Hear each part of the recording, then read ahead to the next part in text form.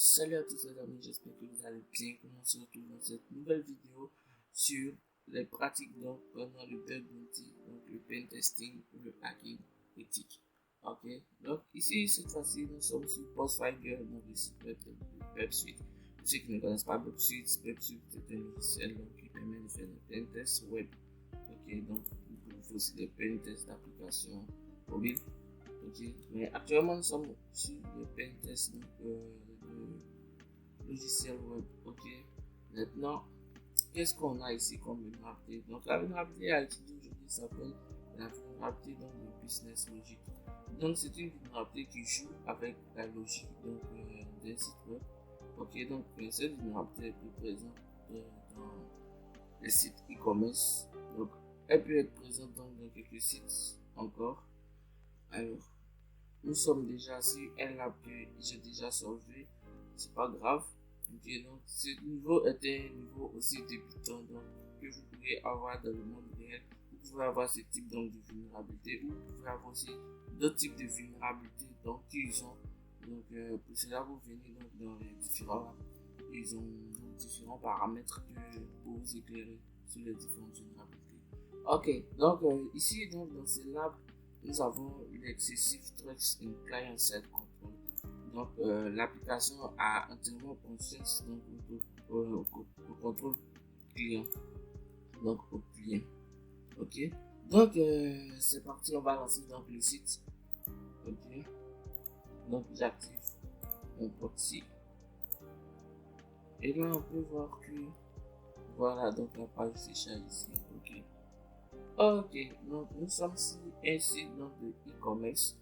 Donc voilà. Et ici, on nous dit quoi? Donc, on peut exporter donc pour payer donc un item. Donc, on doit payer ceci pour valider. Ok, notre lab. Ok, donc on a notre point de connexion. Ok. On va se connecter alors. On va se connecter. Et on va essayer donc de faire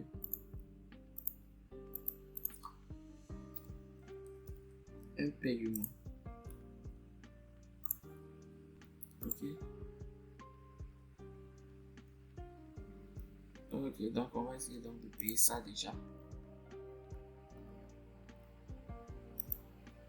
Ensuite,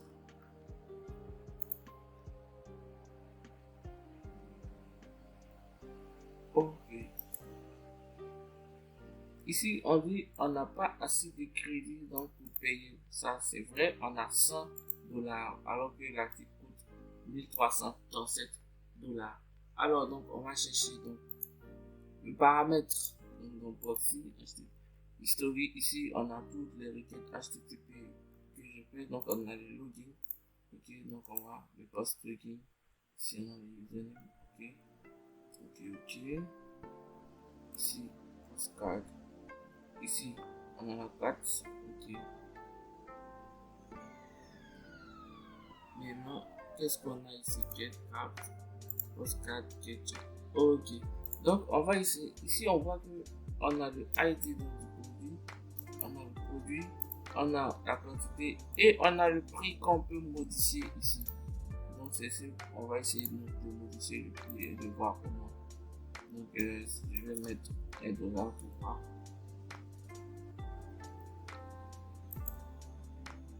Ah, ok, donc ça passe. On va voir si ça a été activé ici. On va essayer donc d'actualiser. Et là, on voit que c'est passé à $0,01. What? Alors, je place l'autre. Et voilà, nous avons réussi donc à faire un paiement. Donc à la base, donc l'article coûtait 1300. J'ai pris 2 quantités, mais au total, j'ai payé 0,02. Donc, je pourrais aussi changer donc, le prix à 0. Ok, je pouvais changer donc, le prix à 0 et faire le paiement. Ok, donc c'est tout pour cette vidéo. N'hésitez pas à vous abonner à la chaîne si ce n'est pas encore fait, à liker et partager la vidéo. On se dit ciao.